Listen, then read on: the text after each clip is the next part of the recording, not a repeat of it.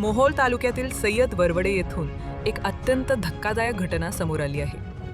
प्रेमविवाह केलेल्या अवघ्या 22 वर्षीय ऐश्वर्या अक्षय बटाने हिने सासरच्या कथित मानसिक, शारीरिक आणि आर्थिक छळाला कंटाळून गळफास घेऊन आत्महत्या केल्याची घटना उघडकीस आली आहे.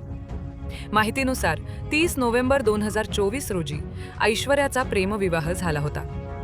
मात्र विवाहानंतर शेतजमिनीच्या हक्कासंदर्भातील कागदपत्रांवरून व माहेरहून सोने, कपडे आणि इतर वस्तू न आणल्याच्या कारणावरून तिचा छळ सुरू झाल्याचा आरोप फिर्यादीत करण्यात आला आहे.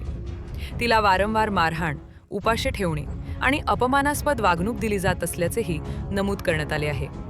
18 जून 2026 रोजी ऐश्वर्या आणि तिच्या अवघ्या 5 महिन्यांच्या बाळालाही मारहाण करून घराबाहेर काढल्याचा गंभीर आरोप आहे.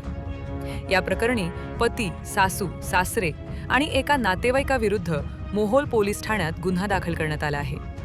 या घटनेमुळे परिसरात हळहळ व्यक्त होत असून पोलीस अधिकारी सचिन माळी यांच्या मार्गदर्शनाखाली पुढील तपास सुरू आहे. आरोपींवरील आरोपांची सत्यता तपासातून स्पष्ट होणार आहे.